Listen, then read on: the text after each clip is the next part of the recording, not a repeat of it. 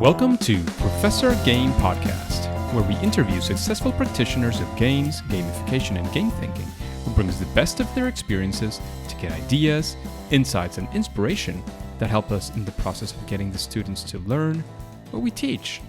And I'm Rob Alvarez. I teach and work at IE Business School in Madrid, where we create interactive and engaging learning materials.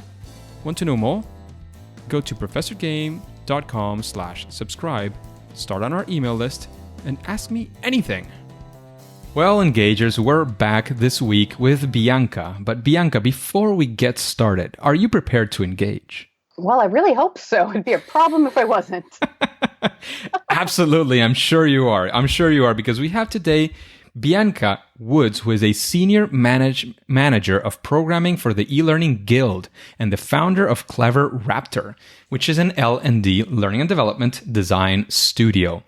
With degrees in both art education and education media design and technology, she is passionate about demystifying design and technology for others. So that makes a lot of sense for us, definitely. She also loves designing course content and media, test driving new technology, and taking photos of bizarre warning signs. So, Bianca, are we leaving anything out that we should mention before we get started? I think that's sort of it in a nutshell, especially the bizarre warning signs part. That sounds absolutely fantastic. So, Bianca, what would you say a regular day or week, like what does being Bianca in a day like today look like? So my exact day-to-day tasks are wildly different because I work in the event space for learning professionals. And so it kind of depends where in the flow of those events we're at. I do work from home. So my day-to-day work involves the very, very long commute of going down a flight of stairs to my home office. There you go. Very hard. My coworkers are 3 cats. They don't really have a lot to offer my meetings. But a lot of my time is spent initially first thing in the morning, checking on emails, putting out fires. Depending on where we are in the year, I might be reading conference proposals. I might be coaching people on what kinds of sessions we're looking for. I might be reaching out to speakers about online events that we want them to speak for. I do a lot of research into what's happening with learning and development in the world so I can better understand what the attendees and the audience for the eLearning Guild is most interested in, what's changing, what's shifting. Got to stay on top of that. I do a lot of work with our marketing team to help us have a really cohesive look on what the industry is looking at, what our audience is looking at, what they're asking for. And then there's a lot of really fun stuff too. Like right now, I'm in the process of putting together an email course for new speakers to give them, just a little bit of a boost on figuring out how to do this whole public speaking thing. Very necessary many times. And then in my evenings, like you mentioned, I have my own learning and development company. It's just me, but it was really important for me when I started working with the eLearning Guild to keep one foot still in the spot of being a practitioner. So I do take on learning and presentation design work. And because I come from a visual design and also multimedia background, a lot of what I specialize in is how do you leverage visual design and multimedia in ways to help people learn, to make your message stick with people, and to tell your story in a compelling way. Very, very interesting. So Bianca, can you tell us a story? Because we are all about stories. You were talking about storytelling as well. We would like a story for you to tell us a story of a time when, you did one of those first attempts in learning or fails, and that maybe you would even call your favorite fail because you were trying, to do something, it didn't work out, or how do you turn it around? We want to be there with you. We want to experience that. We want to learn from that fail moment that you had, and especially if it has anything to do with learning and development, games, gamification, and so on. I was pondering this ahead of time, and I have a really good total fail that involves our conferences. And I love our conferences, but we try lots of different things. And for anyone who has attended one of the eLearning Guild events or any other event, these are pretty common now. We use a conference app that allows you to look at the program, to interact with other attendees, that kind of thing. And we use a conference like a rapid development tool for creating the app. And it has different gamification elements kind of baked in that we've looked at different ways of implementing. And one of them can be used for rewarding people for engaging in certain activities in the app itself. So things like reviewing sessions that they've been to and interacting with each other in sort of the chat area. And so it's this fantastic element, especially as we were first getting started with the app, of going, well, maybe there are ways to leverage gamification to help people wrap their heads around why they might want to use this app and what kinds of activities we want them to do. And one of the initial things, this is actually a bit before my time with the Guild, is we used to give a lot of points in the app for people reviewing conference sessions that they had been to. And it sounds like that makes sense. It's really valuable information for the conference organizers. It's incredibly valuable information for a speaker because it helps them when the conference, the feedback is good, understand what clicked with the audience, what didn't. So we gave a lot of points for that, going, oh, surely this is a valuable activity. We should reward it as such. Then what happened was people figured out the system and they started, they gamed the gamification. Funny thing that people actually started thinking about it and they realized. I mean, you have to give them credit for the problem solving here, because what they did is they left very, very brief reviews. And then they started reviewing sessions they had not personally been to. And they would leave feedback like, I didn't actually go to this session. Oh. To get the points. So they would happily have all these points. But by rewarding behavior the way that we did, we initially went into this going, oh, this will help people realize it's valuable. And what it ended up doing was it muddied the feedback we got from attendees. And we got fake feedback, essentially, because people gamed the system and wanted the points. So we ended up shifting our approach entirely and drastically reducing the number of points we gave for proposal feedback so that there was intrinsic motivation to leave the proposal feedback of you wanted to tell the person what you had thought rather than extrinsic motivation from point. There you go. That makes a lot of sense. And it's, you can call it it could have been a bit of the over-justification effect if that had kept on. But I think you caught it mostly on time. And the good thing is events, you kind of can respawn every time you have a new event. Yeah. It was like, this didn't go well. Restart the game. We just do it all over again. Everybody dies. Nobody dies. Everybody starts all over. It's a fresh respawn, like you said. And there you go. You have everything anew, and you can test it once again, see what goes well, what doesn't, and gather all that valuable feedback, both from the actual feedback and from the attitudes and the behaviors of your players. And use it in the best of things. And what would you say is something that, of course, not with exactly the same problem, because of course now you figured it out, but was there any shift in your thought process for these things? Any like key lesson or lesson learned from this situation? I think what we all have to think about now, and this is what we do anytime we leverage any of the gamification features in the app or any other kinds of gamification that we do throughout any of our events, is really trying to put ourselves in the headspace of our audience and recognize that some people are going to get so motivated by the points that they lose sight of the actual action we want them to do. So what can we do to mitigate that? So for instance, like with the proposal reviews, putting a large point total for it gave people the wrong incentive to do it. And so it's that surface analysis, we went, oh, this made a lot of sense, but then having to think long game going, all right, we know some people are going to try and game the system, not because they're evil people, but because sometimes gaming the system is fun. Sometimes gaming the system is better than the game. Yes, it is. And knowing that, once again, they're not malicious, they're just different motivations for doing things, and going, what can we foresee someone doing in this case? Are there ways that this is going to go in a direction we didn't initially intend? And it's hard. And you're going to make mistakes because we can't anticipate what every single human being will do, but at least trying to think beyond the initial surface level implementation of the gamification and going, what's going to go deeper? How's this going to play out when thousands of people are using this? Absolutely. And one of the things that you were saying there is you were rewarding people for giving some feedback. And of course, it's not easy. It's starting to get more interesting in that space with, AI and all these trends. But you were rewarding them not exactly for what you wanted, which is because it's really hard. I'm not saying it's because you did it wrong, but it's because it's really hard. And maybe they're, pondering on how many points are you giving them for something which, as you said, you're not exactly sure it's what you're asking of them, is what you're going to get and what you're looking for. I think that point is very, very important.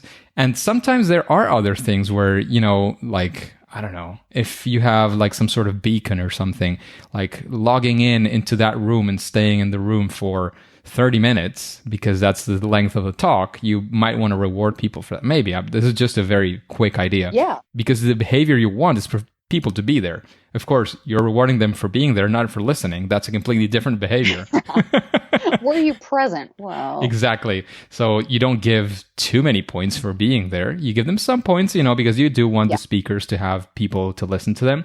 And then if you will have some sort of way of, rewarding them for actually listening, then maybe that's another completely different thing. But I thought it could be a sort of a neat example of two things that you're motivating people to be there. And I'm saying this because as a professor, we sometimes have the students in the class, and we do want them to be in the class for sure, but that's not the only thing. We also want them to participate and learn.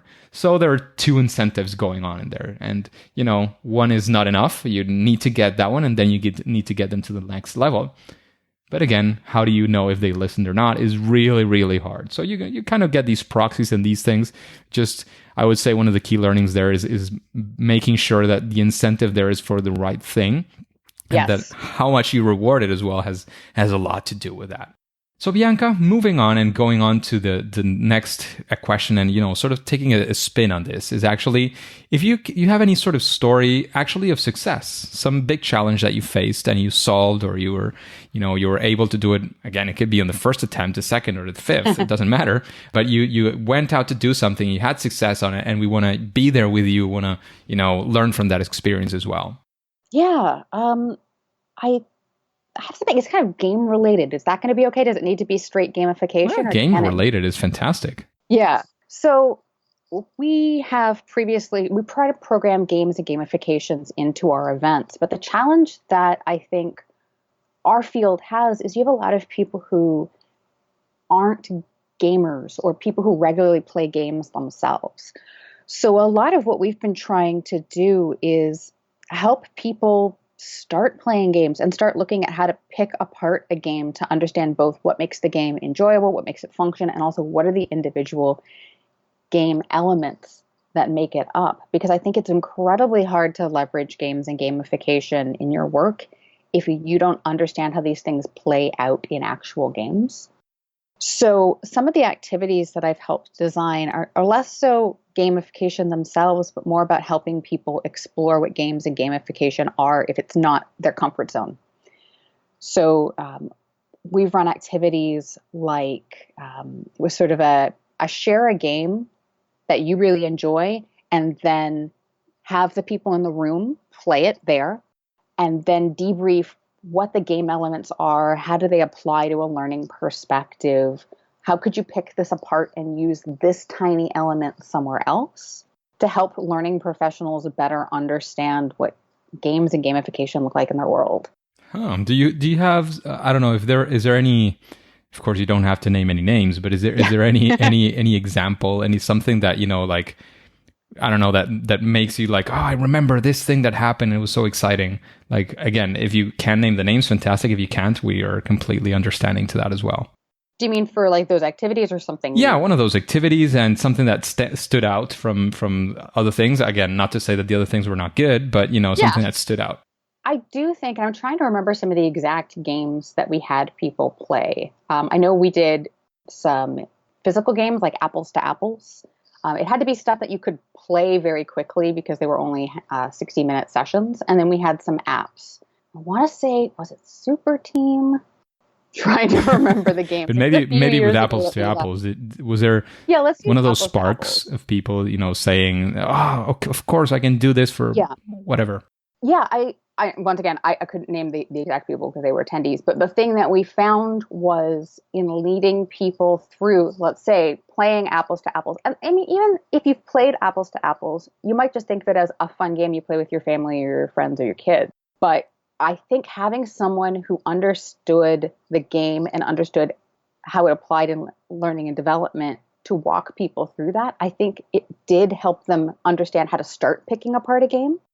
Because I think once someone models for you what that's like, to take a game that you just think of as for fun and go, all right, well, how could you use some elements of this for learning? It does spark big aha moments where you look at, say, apples to apples and the gameplay is, coming up with funny combinations and you go, are there ways that this could work in a learning perspective? And apples to apples might be hard to loop into a lot of learning perspectives, but there's a lot that I've brought up with strategy games like Plague Inc., where that game it's pretty short and you basically are building a plague to try and take down everyone on the planet, which is hilarious and not maybe something I should play on airplanes, but I regularly do.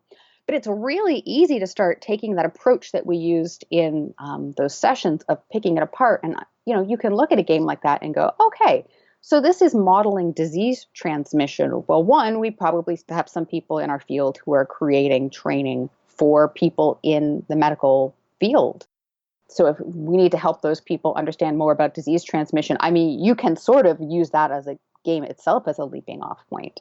And then there's elements of the game itself that you could pick apart and use in any situation. Like there's an element where you start with a certain amount of skills that your disease has. And as the game progresses, there's a sort of a skill tree and it unlocks different elements. Well, you could use that in any sort of circumstance where you're leveraging a game and you start people off with a small set of things that they can do in the game and then they build their skill tree over time. You could also look at content and put it in a gamification perspective.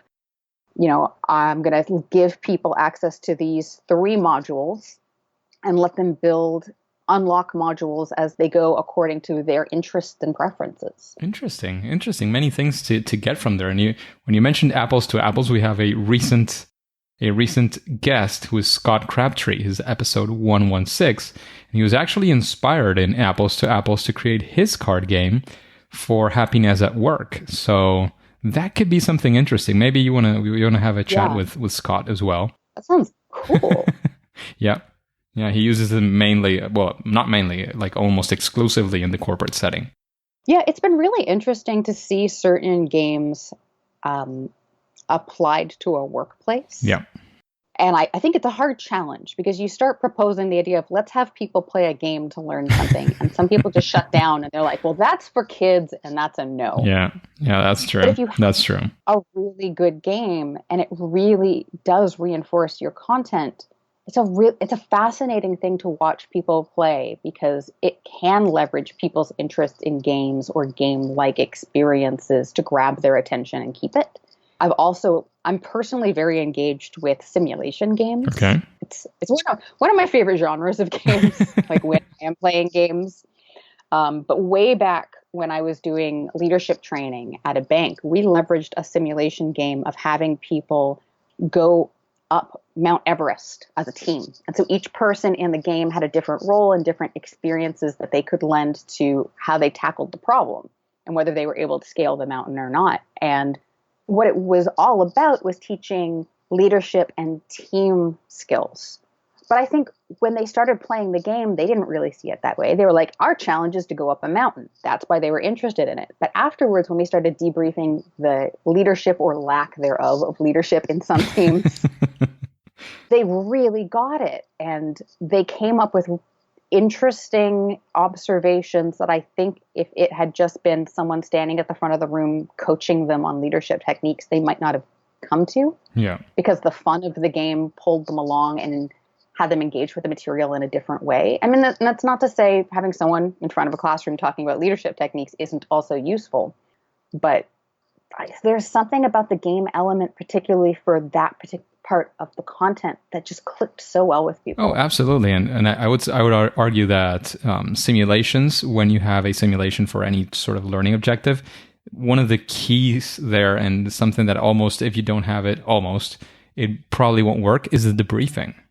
If you don't have a debriefing, then clicking together what you actually did learn. Maybe you did learn something, but if you don't click it together and say, oh, okay, so I can use this to this other thing, maybe it's not even applicable sometimes, like pretty often actually. And that's something that we've seen, like that debriefing phase, whether it happens during the game or after the game, is fundamental. It's key. There's the automatic games that you just play it and then you learned. Really, really, really, really difficult. That's really, really hard. Mm-hmm. And talking about games and simulations and all these things, I know you're also an L&D professional and you're creating and designing all these exciting things. Do you have any sort of process when you're creating these experiences, or maybe it has to do with the conferences that you organize? Of course, ideally it would involve some games and gamification, but if not, we would just like to get into your head, sort of. So, like, is there any process that you follow, any thought process, system, whatever that looks like? For me, a lot of it is starting right at the beginning, getting myself into the headspace of who the content is for. I think it's incredibly hard to design a game or an experience that works universally well for everyone. And I think especially so for games. And I mean, this is why game developers leverage personas and they leverage market research and user testing, because you can't make one thing that works equally well for everyone. So for me, my initial phase of working on any project, but especially something that's game or simulation related, is who am I making this for? What can I know about them? How do they feel about games and simulations? How do they feel about this content? What do they know? What do they not know that we really need them to know? One thing that I find really helpful, and it's not always information you can get, is what previous experiences have they had with this content? Because what I'm going to design for someone who has had a really bad run with a previous game system. Let's say they had one launched at work and it performed very poorly, the user feedback was terrible. I might have to tackle that problem a little differently than building something for a group where they have previous experience with games and gamification in some of the learning experiences they've had before, and it worked really well. Another thing that I tried to do, especially with simulations, is before I do almost anything, it's find out as much about the thing I am trying to simulate as humanly possible. I mean, you would think that would be the first step automatically. It's not always in everyone's process. And I think if it's not, and I know we're sometimes in positions where it's hard to buy the time for that, but as much as you can, dig into that. If you have a subject matter expert who's coming to you and says, well, I would like this simulation about hospital rooms, find out as much as you can about what a hospital room is specifically for your intended audience, because that experience can vary wildly. Find out what the real pain points are, because I've seen some really bad simulations that focus on things that technically could happen in the space, but rarely happen, because that can really bounce out your audience and make them go, well, this doesn't feel like my world. It might be someone else's world, but it's not mine. One of the simulations I did when working on the leadership team many years ago was involving conversations between managers and their direct reports, coaching conversations. And the initial request I had was sort of very, very basic. And a lot of the work that I had to do was digging into, okay, I get what the content is about coaching conversations you want them to learn. Where are the areas they mess up, and what are they really good at already? So then I could concentrate on making conflicts and situations that felt real to the users at this organization. And also didn't spend a lot of time teaching stuff they already knew. And I think that helped what I was creating succeed. It's almost, I've talked about this online before, there's sort of an uncanny valley, not just for visuals, but for simulations. And if something is close to someone's reality, but not quite right, it just feels weird for them and can cause their attention to just disappear. Yeah, definitely.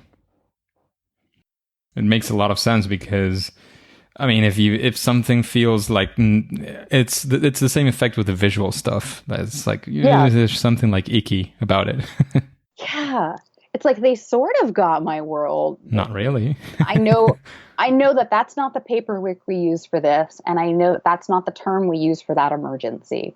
And then they're distracted by these little tiny details, and it pulls them out of the simulation. You're almost, in a case like that, where you're just not going to get the details right, you're almost better making something up completely fictional than try and make it as realistic as possible and failing. Yeah, that's true. That's true. Absolutely. Absolutely. Just a quick break before we continue. Are you enjoying this podcast? If you're listening through a podcasting app, please subscribe and rate us on the app. This will be of great help to reach more engagers so we can change the world together through gamification.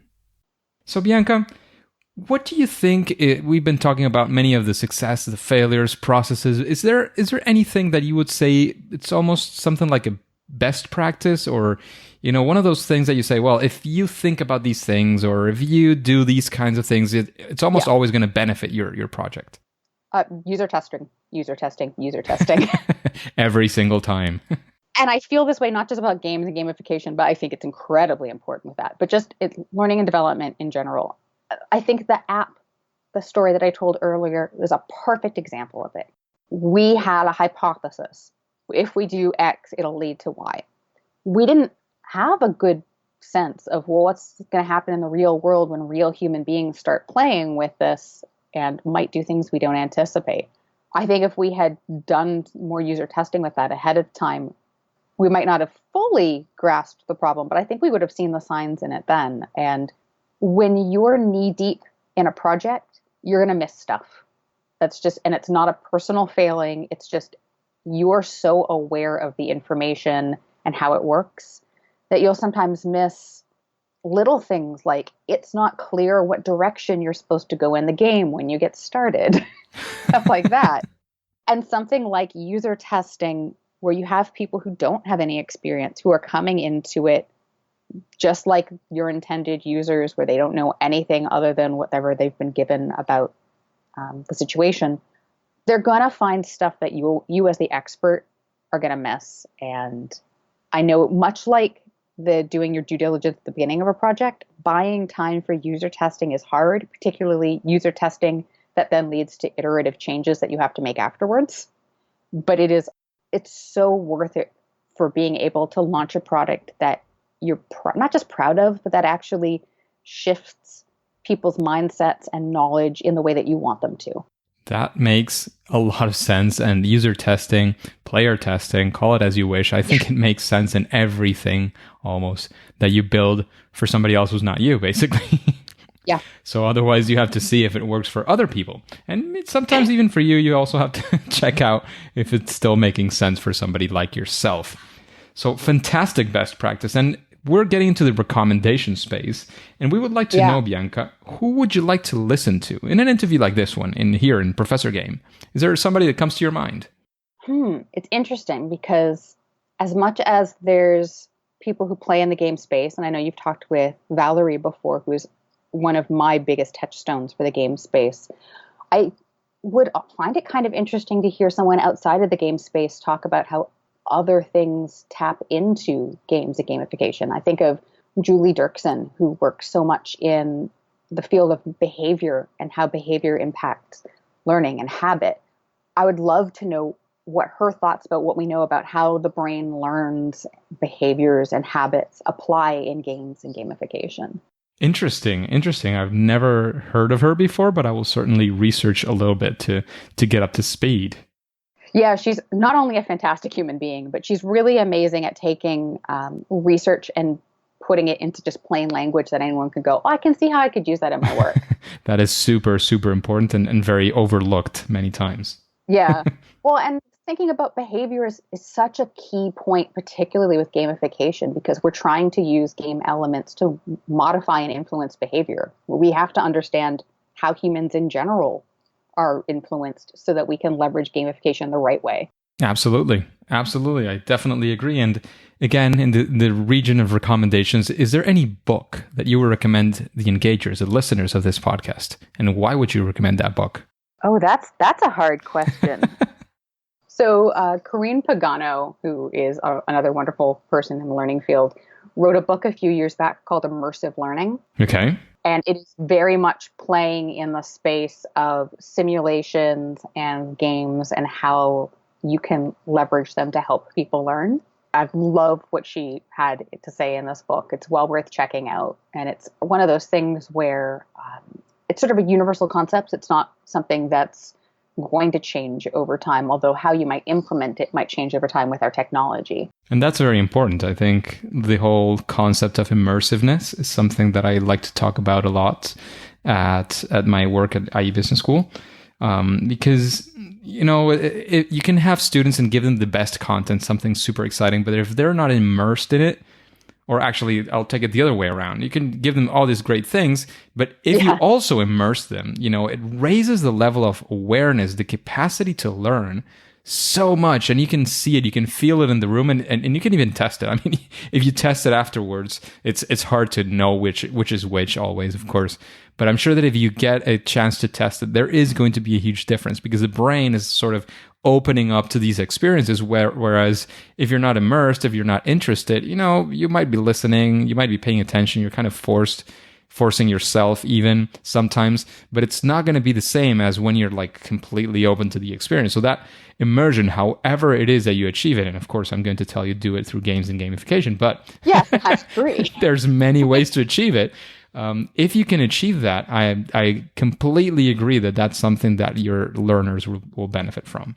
Yeah, I did my grad school research in leveraging immersive simulations for high stress situations. And there is a lot of really good research in that for automating certain skills and for making them sort of in that consciously competent zone.